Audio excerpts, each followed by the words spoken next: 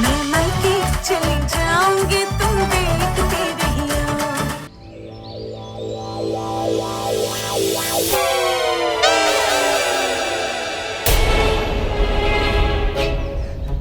मुझे जानबूझकर घर से दूर लेकर आए ना तुम दोनों। इसमें जरूर समर की कोई चाल रही होगी। बहन जी आप अपना फोन दीजिए मुझे। बहन जी एक बात सुन लीजिए मेरी। दोनों फोन दीजिए।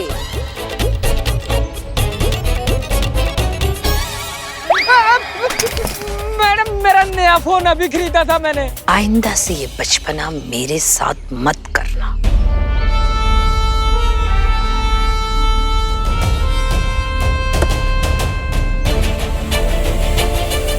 बहन जी बात तो सुनिए।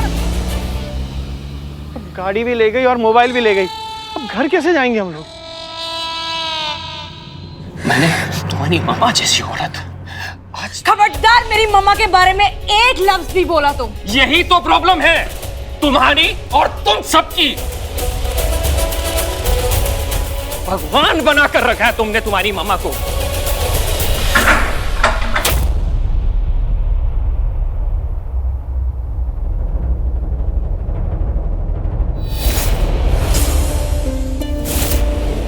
ओहो, ये कैसे आ गई इतनी जल्दी?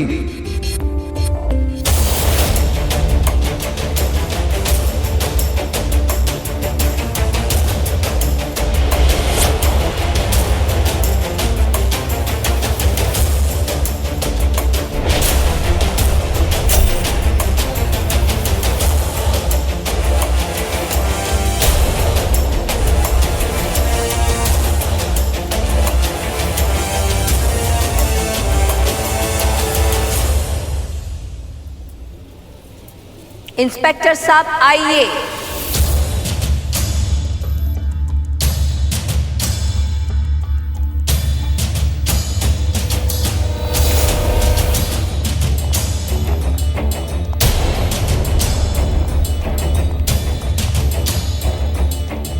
अरे यार,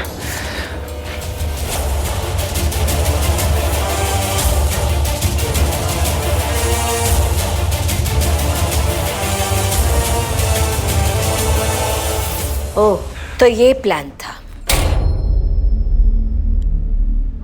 इसलिए जानबूझकर मुझे धोखे से बाहर भेजा गया ताकि कार्तिक यहां आ सके। इंस्पेक्टर साहब, ये वो लड़का है जिसको कोर्ट से 15 दिन के बाद यहां आने का ऑर्डर मिला है, और ये तो कल ही आए थे और आज फिर आए हैं यहां पर। इन्होंने कानून तोड़ा है, इसलिए इसे गिरफ्तार कीजिए।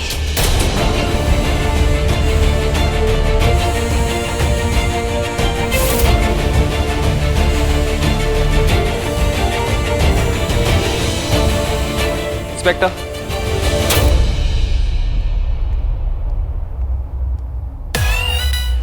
कार्तिक की कोई गलती नहीं है। अगर ये अपनी वाइफ या बच्चे से मिलने आते तो कानून टूटता, पर ये तो मुझसे मिलने आए हैं। He is a legal adviser of our company.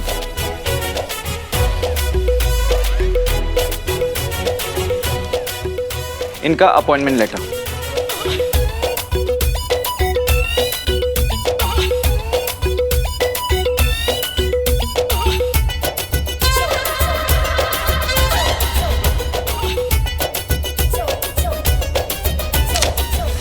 अभी देखिए सासू माँ,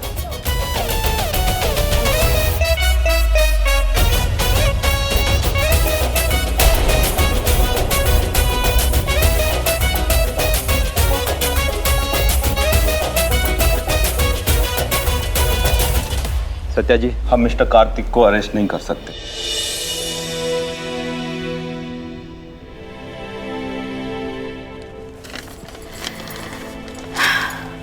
इंस्पेक्टर साहब, अगर आप कार्तिक को गिरफ्तार नहीं कर सकते, पर समर को तो गिरफ्तार कर सकते हैं।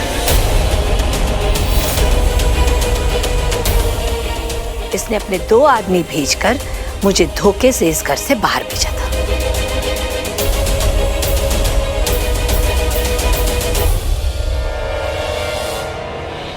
Thank you.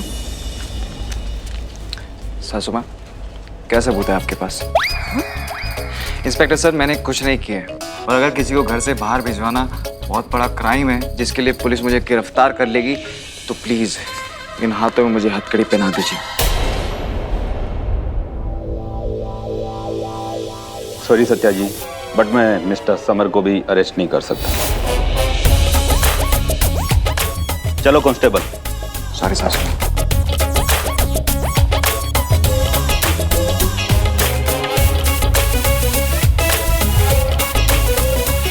कार्तिक, अच्छा लगा आप आए।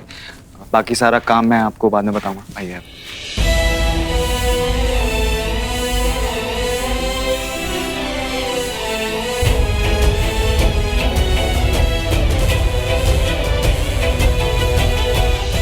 Thank you.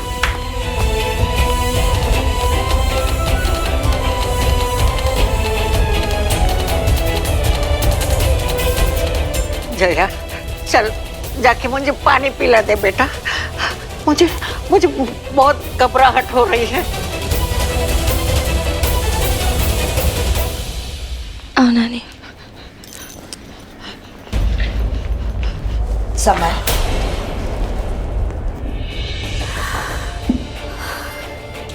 तुमने कार्तिक को यहाँ बुलाकर ठीक नहीं किया। शिखा कितना रोई, 1 साल तक मैंने अपनी बेटी को कभी रोने नहीं दिया, और तुमने। एग्जैक्टली सासू माँ, पिछले 1 साल से शिखा दी रोई नहीं। उनके सारे आंसू, सारी बातें, सारी फ्रस्ट्रेशन मन में ही दबी रह गई। और आज जब वो रोई तो वो सारी बातें, सारी फ्रस्ट्रेशन आंसू बन के निकल गए। आज जब वो रोई तो उनका मन दुखी नहीं हुआ सासू माँ, बल्कि उनका मन हल्का हुआ। अब देखना सासू माँ, आंसू निकल गए, अब दिल में बाकी चीजों की जगह बनेगी।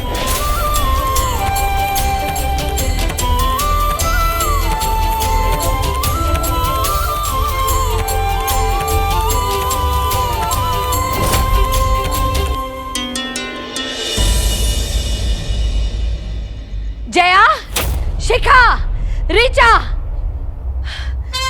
नीचे आओ।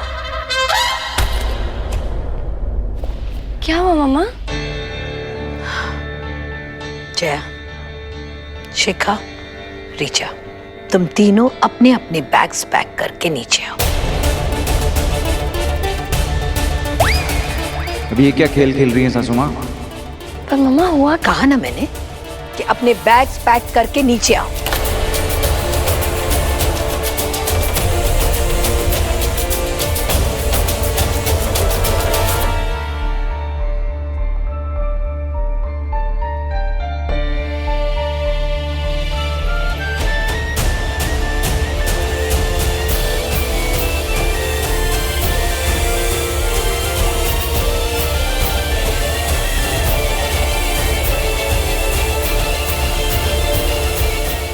अगर तुम तीनों को मैं, मेरे विचार, मेरे तरीके और मेरे फैसले गलत लगते हो, तो इस घर का दरवाजा खुला है।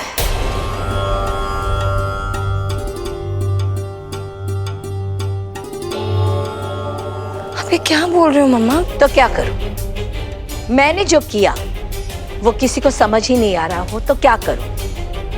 अपनी पूरी जिंदगी लगा दी इसमें कि जो मेरे साथ हुआ है वो मेरी बेटियों के साथ कभी ना हो। दुनिया के ताने सहे मैंने, पर अपनी बेटियों की आंखों में कभी आंसू नहीं आने दिया। उन पर किसी को उंगली उठाने का मौका नहीं दिया मैंने। तो क्या गलत किया मैंने? बताओ मुझे, क्या गलत किया? मम्मा, आपको किसी ने कुछ कहा है क्या? नहीं बेटा, कुछ लोगों को मेरी परवरिश और मेरे फैसले गलत लगते हैं।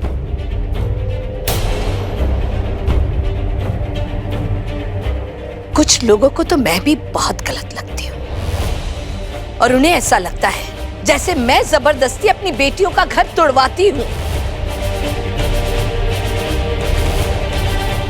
नहीं मामा, कोई और कुछ भी बोले उससे हमें कोई फर्क नहीं पड़ता। नहीं बेटा, पर मैं जबरदस्ती किसी को अपने पास नहीं रखना चाहती।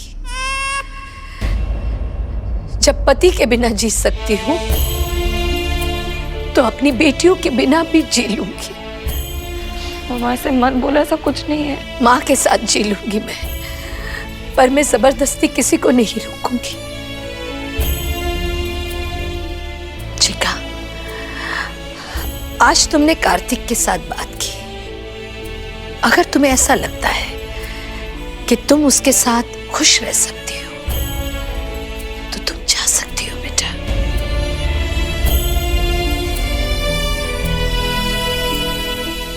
जया, ये तो यही रह रहे हैं। अगर तुम्हें ऐसा लगता है कि तुम समर के साथ खुश हो तो तुम जा सकती हो। मैं नहीं रोकूंगी किसी को। नहीं मामा, नहीं जाना आपको छोड़ के गई। हाँ माँ, हमें आपके साथ रहना है। मामा, हमें आपके पास ही रहना है।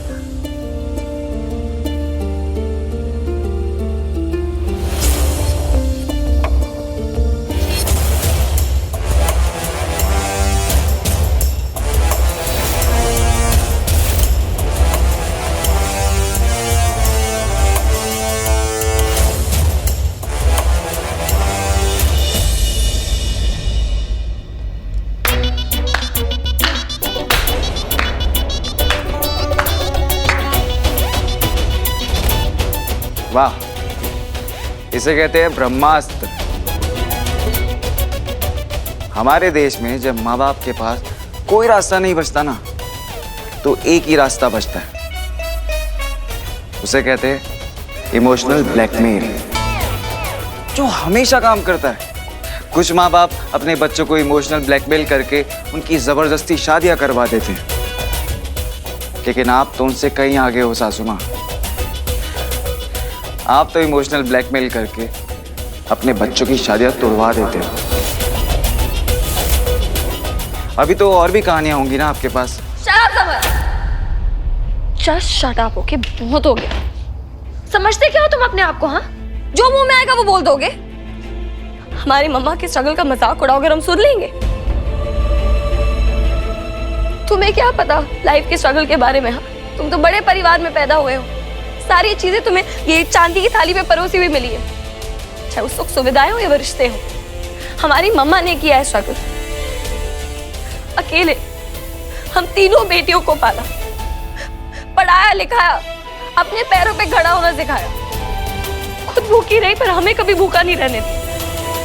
हमारी जिंदगी पर ना हमसे ज्यादा हमारी मम्मा को हक है। इन्होंने हमारे लिए जो कुछ भी सोचा, जो भी फैसले लिए, सब सही लिए, और हमने कभी इनके फैसलों पे डाउट नहीं किया और ना ही कभी करेंगे। अगर हम 7 जन्म भी ले लेना सबर तो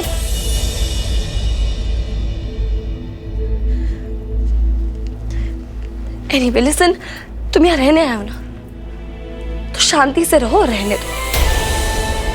और आइंदा मम्मा के खिलाफ कुछ भी मत बोलना, समझ गए? और एक और बात सुन लो तुम कान खोलकर, हमारे बीच कोई रिश्ता नहीं है। आज के बाद तो और भी नहीं होगा।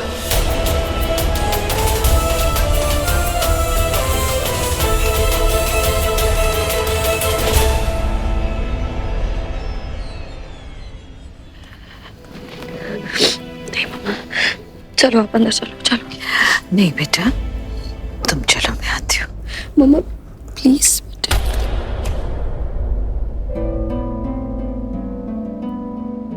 चलो दी।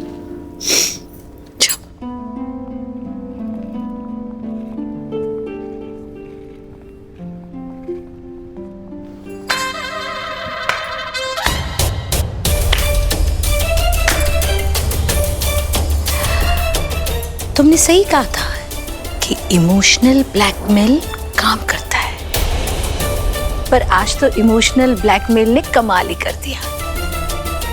मेरी बेटियां मेरे और करीब आ गई और तुम्हारी जया तुमसे बहुत दूर चली गई। आज तो बहुत ही अच्छी नींद आएगी मुझे।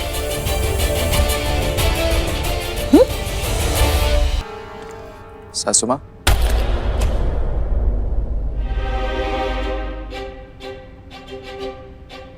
सासू माँ, आपने एक चीज फिर से मिस कर दी। जया की आंखों से आंसू आए, आंसू आए मतलब उसका मन हल्का हुआ, और मन हल्का हुआ मतलब बाकी चीजों की जगह बनेगी, प्यार की जगह बनेगी।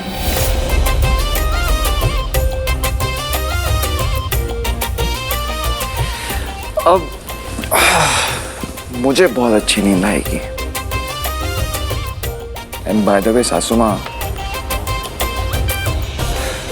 Very well performed.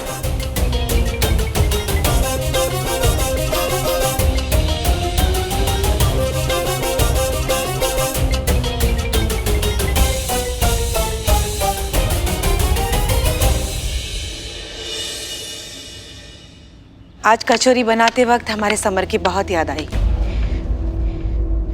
उसे बहुत पसंद है ना कचौरी। माँ,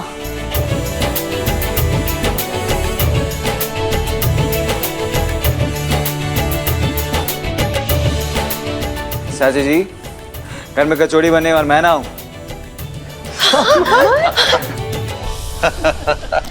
जीते रहो बेटा, जीते रहो।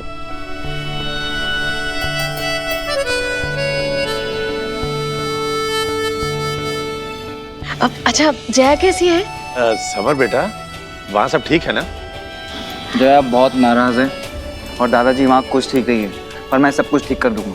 बहुत अच्छी बात है। एक बात बता, मुझे यहाँ आना अलाउड नहीं था ना, तो तू कैसे आया यहाँ? हाँ, चाचा जी जॉगिंग के बहाने आया हूँ, पर अभी मैं लेट हो जाऊंगा, मैं चलता हूँ। अरे क्या चलता, पहले कचौरी खा ले बेटा। हाँ चाची, मैंने ले लेना कचौड़ी। ठीक है, तू जा यहाँ से, उन्हें पता नहीं चलना चाहिए तू यहाँ आया था। हम तो कब से इंतजार कर रहे हैं कि तू कब जया को लेके घर पे आ जाएगा। हाँ माँ, आऊंगा, पर अभी मैं जाऊंगा, क्योंकि जाऊंगा नहीं तो आऊंगा कैसे? हाँ ठीक है, जाएगा। जीते रहो बेटा। अच्छी बनी है ना? बहुत अच्छी बनी है। थैंक यू बेटा।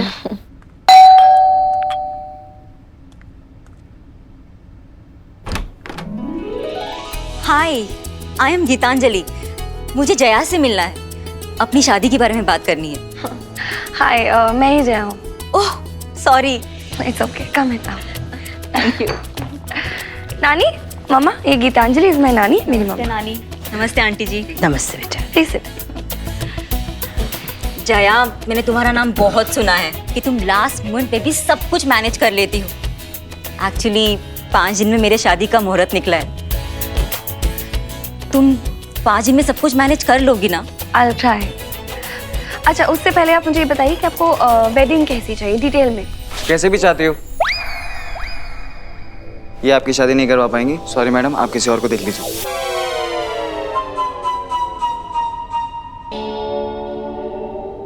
एक मिनट। हाँ, क्या हुआ? तुम मेरे काम के बीच में मत बोलो। क्यों ना बोलो? जया, तुम ये शादी नहीं करवा सकती हो तो हाँ बोल के क्या मतलब? आई एम रियली सॉरी, पर जया आपकी ये शादी नहीं करवा सकती है। ये यहाँ पे सिर्फ कुछ दिनों के लिए है, उसके बाद ये अपने ससुराल चली जाएगी। हाँ, आई एम रियली सॉरी। मैं कहीं नहीं जा रही हूँ। जया, कभी ना कभी तो गुस्सा खत्म होगा ना मैंने यार। कहा ना, मैं कहीं नहीं जा रही हूँ। ओके, कहीं नहीं जा रही हो, कोई बात नहीं, पर तुम ये शादी नहीं करवा सकती। क्यों नहीं कर सकती? कौन रोकेगा मुझे? देश का कानून। What do you mean देश का कानून?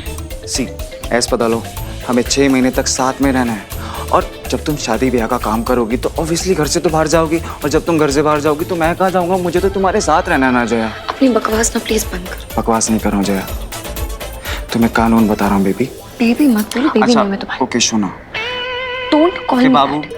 मैंने कहा। आप ही बताइए, शादी के बाद हस्बैंड वाइफ एक दूसरे को बाबू, सोना, बेबी बुलाते ना, राइट? हाँ। राइट। सी, तुम अंदर जाओ और मुझे मेरा काम करने तो जाओ, अंदर जाओ। तुम एक ही शर्त पे काम कर सकती हो, तुम्हें मुझे अपना असिस्टेंट बनाना होगा।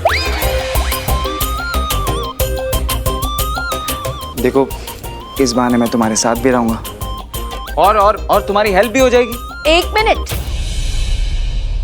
मेरी बेटी को रोकने वाले तुम होते कौन हो? वहीं रुक जाइए सासू माँ।